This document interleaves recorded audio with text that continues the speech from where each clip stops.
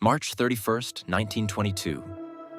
On a remote farm in Germany, 6 people were murdered, a family, a maid, and a child. The killings were brutal, but the murders themselves were not the strangest part.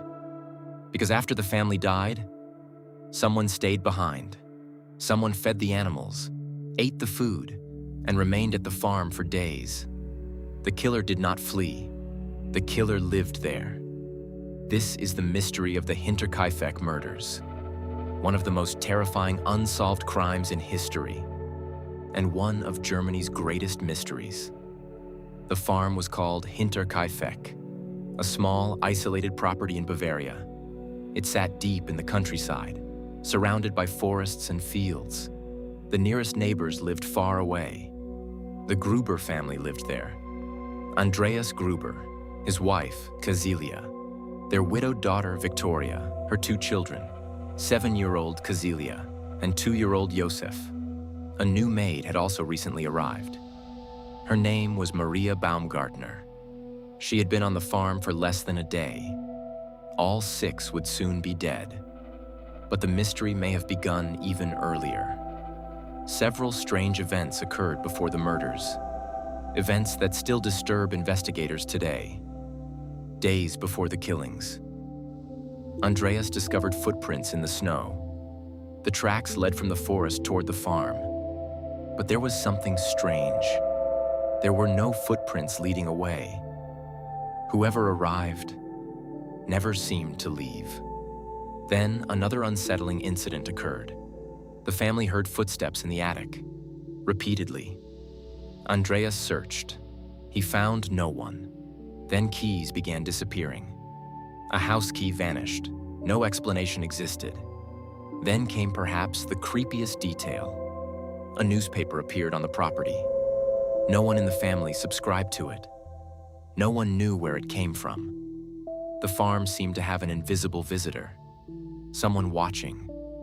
Someone hiding. Someone already there. The previous maid had left months earlier. She claimed the farm was haunted. She reported hearing strange sounds and believed the house was cursed. People dismissed her fears. Then the murders happened. On the evening of March 31st, someone lured members of the family into the barn, one by one. Investigators believe the first victim was Andreas, then his wife, then Victoria, then young Cäzilia. Each was killed with a mattock, a farming tool similar to a pickaxe. The attacks were vicious, brutal, personal. Then the killer entered the house. The maid was murdered in her bed. Little Joseph was killed in his crib. The entire family had been exterminated. Yet nobody discovered the crime immediately. Days passed. The farm appeared strangely normal. The animals had been fed. Smoke emerged from the chimney. Neighbors noticed activity. Someone was alive at Hinterkaifeck, but everyone inside was dead. The mail carrier found newspapers collected outside. Coffee sellers received no answer. School officials wondered why the children had disappeared. Finally, on April 4th, neighbors entered the farm and found a nightmare. The bodies lay where they had fallen. The scene shocked Germany. Police arrived and immediately realized something bizarre. The killer had remained on the property. Evidence suggested someone had lived there for several days after the murders. Meals had been prepared. Livestock had been cared for. The fireplace had been used. Who stays at a murder scene, especially after killing 6 people? The question has haunted investigators for more than a century. Then another disturbing discovery emerged. Young Cäzilia had survived the initial attack, at least temporarily. Evidence suggested she remained alive for hours, perhaps even longer. She tore out clumps of her own hair, likely from fear, pain, or despair. The detail remains one of the most heartbreaking parts of the case. Then came the investigation. More than 100 suspects were questioned. Thousands of pages of reports were created. Nothing produced an answer. No arrests, no convictions, no definitive suspect. Theories exploded. One of the earliest involved robbery. But this theory collapsed quickly. Money remained on the farm. Valuables remained untouched. Nothing significant had been stolen. The motive appeared personal. Very personal. Then investigators examined family relationships. The Grubers had a troubled reputation. Andreas was known as a harsh man.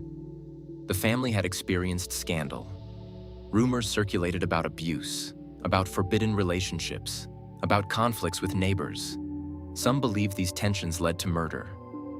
Then suspicion turned toward one man, Karl Gabriel, Victoria's husband. Officially, he had died during World War I, but rumors spread. Some villagers believed he survived. Perhaps he returned secretly. Perhaps he discovered something at the farm. Perhaps he sought revenge. No evidence supported the theory, yet it refused to disappear. Then came another suspect, Lorenz Schlittenbauer, a neighbor, and possibly the father of young Joseph. His behavior after the murders raised suspicions. He appeared strangely familiar with the crime scene. Some believed he knew too much. Others noted inconsistencies in his statements. Rumors followed him for the rest of his life. Yet investigators never proved anything, and he denied involvement. The mystery endured. Then came another chilling possibility. What if the killer had already been living on the farm? Remember the footprints, the missing key, the attic noises, the mysterious newspaper. Someone may have hidden there for days, perhaps even weeks, watching the family, waiting. This theory terrifies people because it transforms the murders into something even darker. Not a sudden attack, but a slow invasion, an unseen presence, living above the victims, listening, observing, preparing. Then came modern investigations. The case was reopened several times. Forensic experts re-examined evidence. New technologies were applied. Police even formed investigative teams decades later. At one point, investigators reportedly identified a likely suspect. But because everyone involved was long dead, the name was never officially released. The mystery remained, because no evidence was strong enough for certainty. And certainty is exactly what Hinterkaifeck lacks. More than 100 years have passed. The original farm no longer exists. It was demolished, perhaps because of the murders, perhaps because of the legends. But the story survived, because some crimes refused to fade.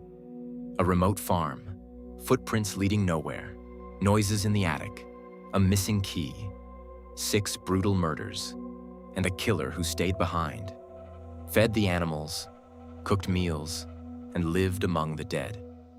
The case remains one of history's most unsettling mysteries, because every explanation leaves unanswered questions.